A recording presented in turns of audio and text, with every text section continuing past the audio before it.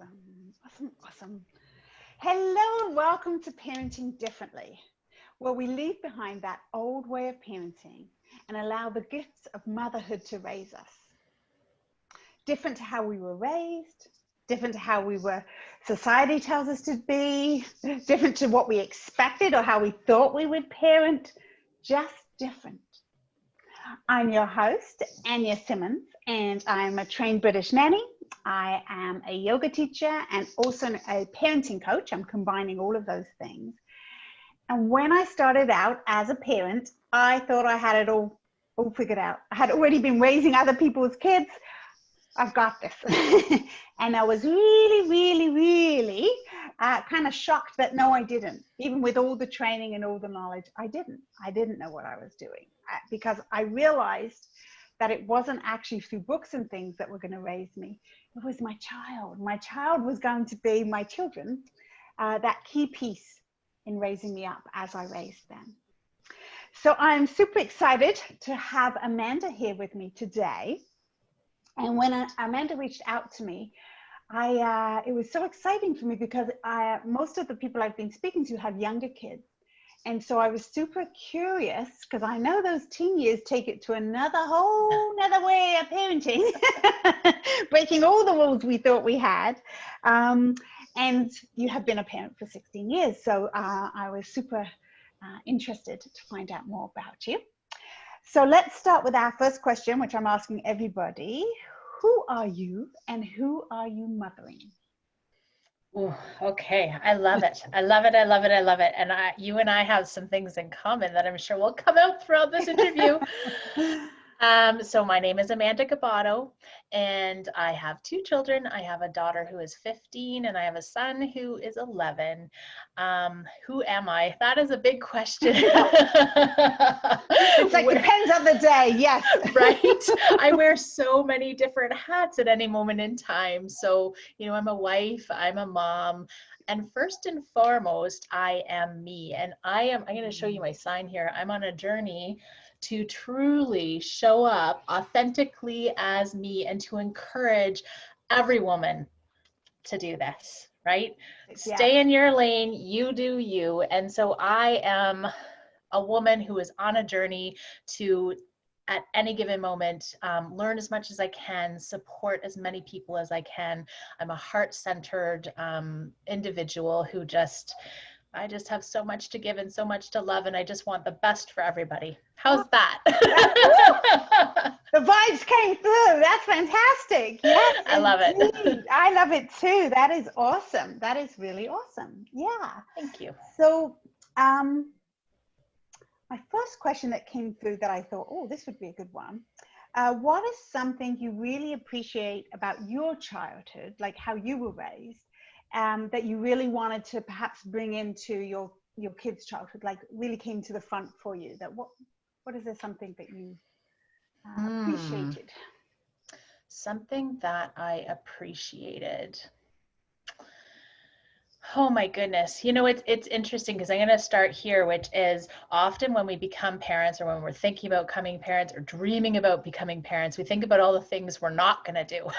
So you're having me to tip that over. Okay, so what is it you liked that you want to do? I was like, wow, okay, let me think about that for a minute. Well, so the first thing that comes through for me really is that I did grow up in a loving family home, right? My parents, I know that even though I didn't always feel it at the time, that they were doing the best they could with the resources that they had. They loved me, they provided for me, they cared for me. And at the end of the day, the message came through loud and clear, whether it be through their actions or through their words, because they had to remind me of this many times, as I do with my kids, that, they're doing the best that they can for me, that my best interests were at heart. Even though as the child, it didn't always necessarily feel that way. Sure.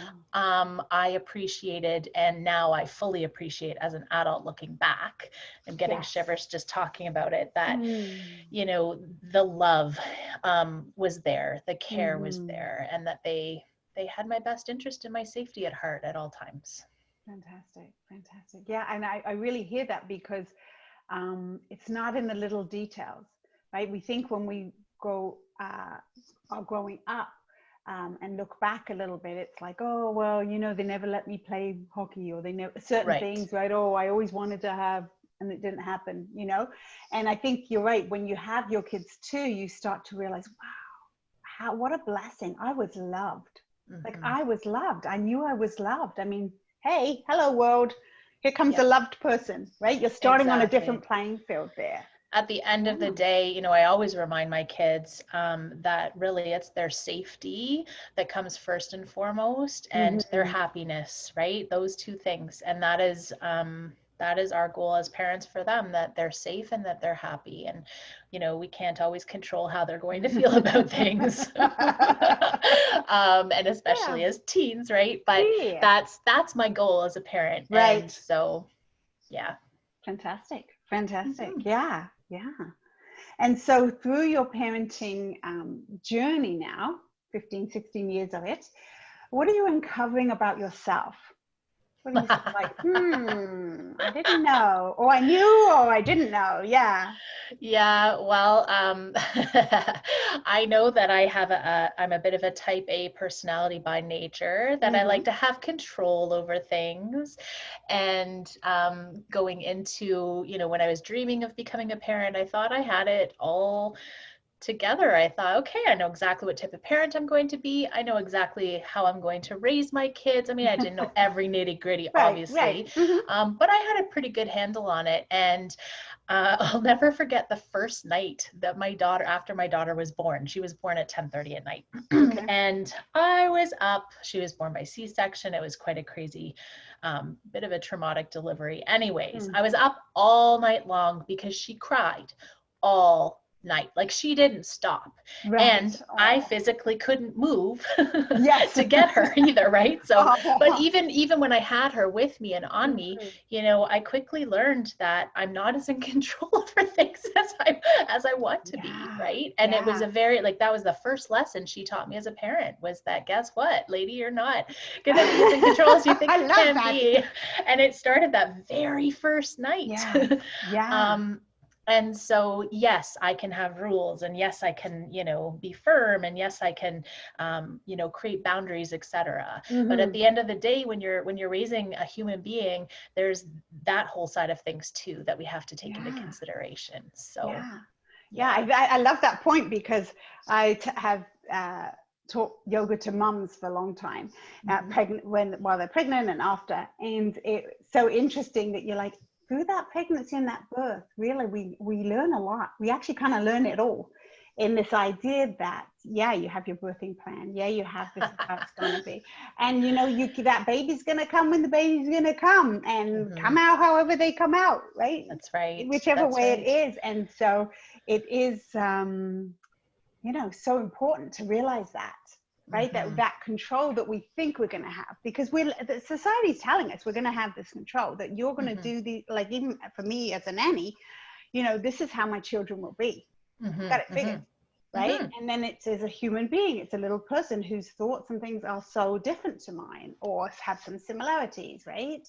Absolutely. It's that nature versus nurture thing, right? Mm-hmm. So I taught Mm-hmm. kindergarten prior to, I'm Oh, now an okay. entrepreneur, but I taught kindergarten for a number of years. I worked with, you know, quite young children for quite a while. And again, thought I had it all figured out. I Yeah. could manage my classroom, no problem, put the I know rules how they in place, and learn, right? yeah, Yes, like know yes. all the things, know all the things. Um, but at the end of the day, you know, again, until you have that little human being in your home 24/7, Right. and it's not just about the rules in school that you're, you know, it's Right. life, Yeah. then yeah, things do change for sure. Right. Right. So what do you think you're doing differently now to what you had envisioned? Oh, goodness me. Where do I begin? Well, the biggest thing, I mean, I knew this, again, being a kindergarten Hmm. teacher, I fully appreciate, you know, there's all kinds of different learners, and we are all human beings, and we're all different. We're all Right. unique. Yeah. We all have unique needs. Hmm. But I think I thought in the beginning, like prior to becoming a parent, that really I would have my parenting strategy, if you will. Not that Yeah. it's that, you know, firm, Yeah. but and I would just implement it in the home with my husband, and things would just go tickety boo. But people are different, our children are different, right? Each And one. each Yes. individual, that's what I mean. Each Mm-hmm. individual is different. They each have individual needs. And so there's that piece of this comes out in our house a lot, equality versus fairness. Like what's fair, what's equal, you know, do you want me to treat you equally to your other sibling? Or, you know, is it fair because one has different needs or something, you know, a different Right. age even, right? Mm-hmm. So that's an interesting piece for sure. Mm-hmm. So are you feeling that, I mean, between you, your hubby, you know, the family life, that there is a sense of parenting them differently? Yes and no. I mean, we have our overall family values, right, that are consistent. Are you talking about, sorry, between me and my husband, Sorry, or no, between? between the kids, like in terms of Okay, that's, I what just wanted one's to need. clarify Yes, that. Yeah. perfect. Yeah, no, for sure there are different parenting decisions being made, and even goodness, different consequences put in place, right? Because again, it's like we're all individual humans, and we all, even as an adult, you know, I know myself really well now as an almost 45-year-old woman, right? I know what works for me. I know what drives me. I know what motivates me. And when you learn that about your child, then you can kind of meet them where they're at. And again, do the best you can with the resources you have, the knowledge that you have, to meet them where they're at, and to remember their express unique needs. I think that's really key and important as a parent, to remember your individual child's needs, that we can't just kind of blanket what we believe is best and throw it on them. And you learn that as you go. Yeah. Right? Oh yeah. When you have this Absolutely. little itty bitty in your eye, like you don't know much about them, but you learn as you go. Yeah. That is very important, I think, based on this approach of parenting differently, in that, you know, we were probably raised, I'm older than you, but raised similar in terms, well, a lot of people, in terms of, you know, this is the rule, this is what we do, this is when we eat, this is when we go to sleep, this is when we do this, this is, and I'm not saying there's an issue with the schedule or some of that, but some of that, there wasn't leniency for maybe somebody who, I don't know, was a little more sensitive, or somebody who really, you know, found it really hard at the end of the day and couldn't quite switch from activity to activity, whatever it be, or just personality. You've got those big personalities who take over the house and are ruling the house, you know, and it's that adaptation of, like you say, meeting them where they're at, as opposed to where we want them to be at. Yes, exactly. And I mean, working with them in order to accomplish whatever you're wanting to accomplish. But first and foremost, remembering that they are an individual person, I think, is really, really important. And again, if I look back prior to becoming a parent, I didn't realize that key part, even though as a kindergarten teacher, I knew that each individual child had to have individual needs met. Like I had that piece in my head, but I just thought, well, as a parent, it's my way. Like, this is the way we're going to do it. And this is how I'm going to parent. And this is how it's all going to work out. Yeah. Awesome. And what age were your kids, would you think, when you sort of realized, like, haha, you know, it is not, because I think when they're little, you know, you have, I definitely saw, there's a little more like control, or more sort of way of, this is how we do things. Right. And they can kind of go, I mean, I had one who was totally easy going along, and one that was more like, hell no, thank you very much for your, I don't even need your opinion. Thank you very much. So I was just curious, you know, like when that time comes when you suddenly go, oh, it's not setting up that classroom. This is like, this person is not following suit. Well, and I think for every child that starts to shine through differently, right? Depending on how strong their personality is. So for my son, I knew that earlier on than I did for my daughter. Right? Because there were certain things about his development and his personality that really shone through. And I realized really quickly, okay, like I'm dealing with somebody who's different, like everybody is, right? And how is it that I can strategize with my husband, and we can come together and figure out what we're going to do to help him have the most successful day, or whatever that looked like. Yeah. So he was pretty, I want to say maybe around 2 or 3 when I started really realizing. I was with my daughter, and maybe it's because she was firstborn too, right? That plays a huge part learning it. That's our practice, baby. Yeah. Totally. But I feel like for her, I was maybe even a little bit more stubborn too, thinking, okay, no, we're gonna Yes. so I would Yeah. say maybe when she was like school age that started to really, Yeah. Oh, awesome. shine through. Awesome. Mm-hmm. I think it was when my daughter hit teenage years and smacked me back in the face of that I know nothing, you know. Mm-hmm. And the relearning and the sort of practice what you preach kind of came through so strongly for me, because she was more easygoing and just kind of like, yeah, whatever, we can. But when they become a teenager, there's something that just clicks, and it doesn't click at this exact same time for every teenager. Like some of them, I've talked to some moms where this happens in like grade 7 or 8. Right. My daughter's now going into grade 10, and I would say even maybe 6 months ago, it was that like, whoop, whoop, Yeah. what happened? It's almost like a new child. Yeah. Obviously, she's Who the are same you? person, Yes, but yes. you know, all of a sudden that teenage world hits you, and you're like, whoa. And it's like you're having to start parenting almost all over again. You know your child, but yet they're also changing and developing it at such a quick rate in a different way. Yeah. And so all of a sudden I literally do. I feel like I'm starting over in some ways. And it's like, wow. Yeah. Yeah, And wasn't expecting that. No, me neither. This is my precious. Me neither, because, and I think that, you know, it was the fantastic learn. It was really, really hard, I found, but the fantastic learning of that she is her own person. And also this leaning back and out, getting out her way in a way that she has, this is her journey. And although I want to wrap her in cotton wool, and I mean, she's older than your daughter, she's 19 now, but, you know, and I want to say, oh, but be careful. It's not my place. You know, they know enough now. We've already, the raising part is done. You know, it's now a case of like, okay, let's, you know, still boundaries at home, right? Still, Absolutely. I'm not saying none of that. Yeah. There's a part that you're like, oh, you let your door shut all the time, and I have to knock on the door to be allowed in. You know, but give that respect. Whereas I would want to be, my old self would be like, hell no, you open this door, mommy is coming in. You would just walk right in. All about your day, because she wants to know. Well, let me tell you, when you realize that that's not what's going to happen when they get older, and you learn pretty fast. Yes. You become a very fast learner because it comes in your face. It does. And like you say, it's a switch, right? It's like, what? Literally. There's no preparation, right? There's no real preparation for a baby. I think it's the same for teenagers. There's no real, you can read all you like. You can be as, I think I'm pretty awoke, you know, pretty aware of dynamics, and hoo-wee. Yeah. Oh, it's all very different. Okay, awesome. And I had just one more. Oh, actually, I'm going to do this one now. We're on this topic. So very similar to what we were just talking about. How open are you, Miss Amanda, to allowing your child to be who they are? Especially, this is the clincher, when it is very opposite to you, like opposite energy, opposite way to do stuff, opposite, like whatever. How open?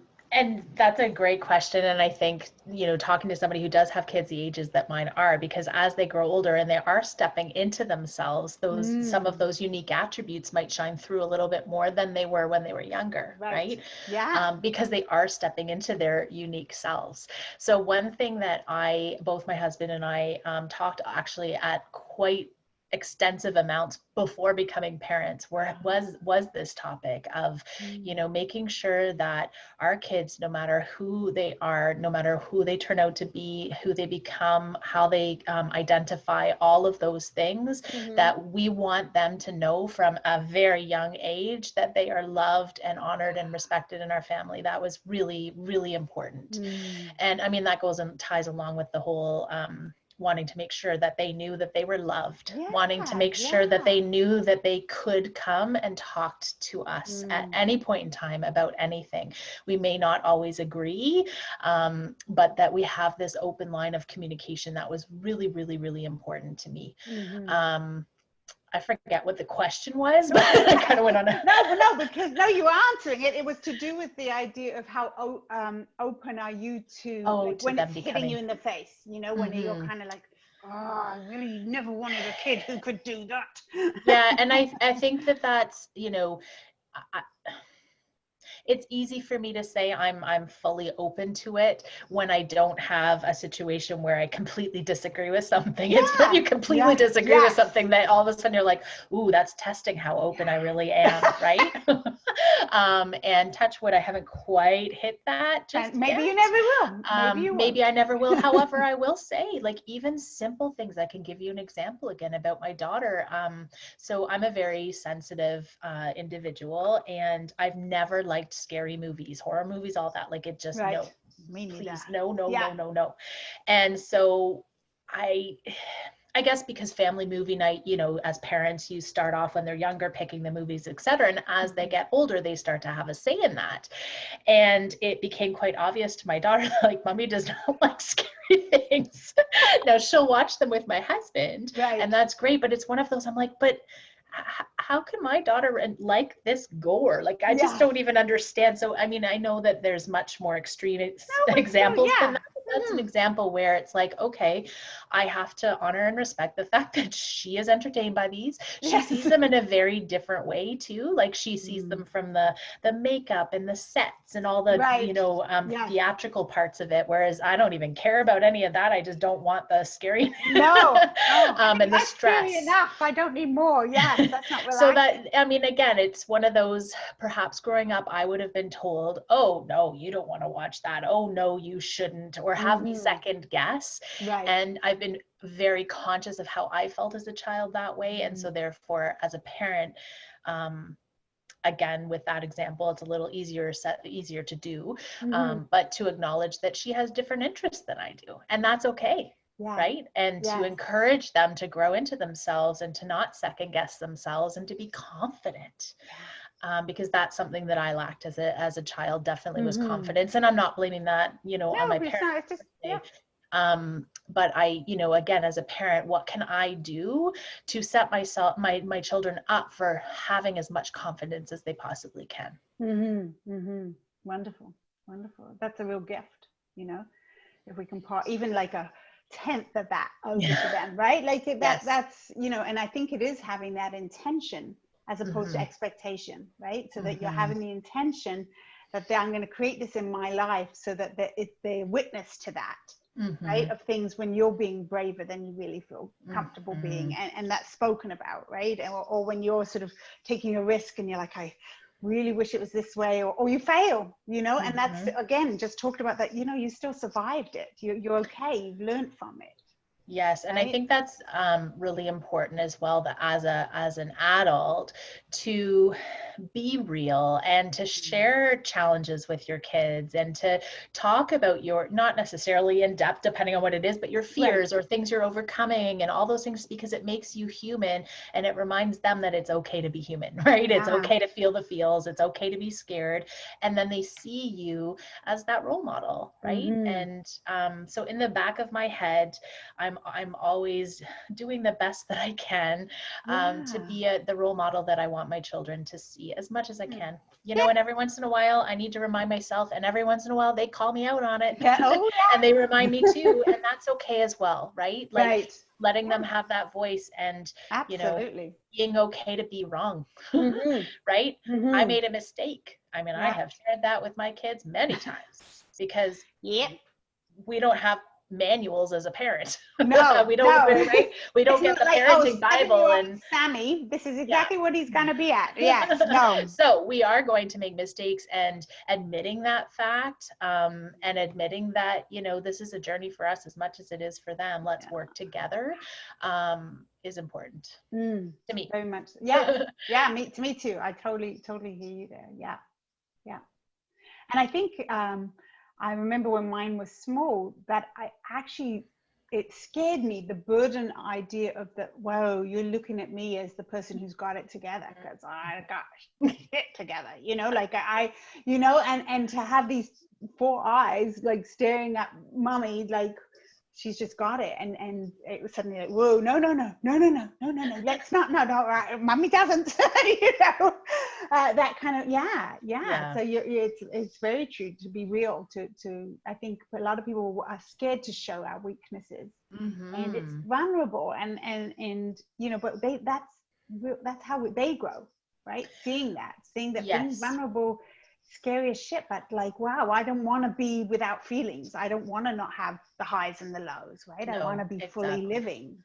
Yeah. So making sure that you have those strong boundaries so that they don't, overstep them and take advantage of that, but at the same time feeling comfortable with being vulnerable. Mm-hmm. So it's kind of like this, Yeah. teeter-totter, figuring Right. out what that balance looks like. Yes. Yeah. Mhm. Absolutely. Awesome. Awesome. I think you've answered it even from all my questions. I think we sort of blended them all. So that was fantastic. The last one, I guess I'll say, you've touched on it, but maybe just a little bit more.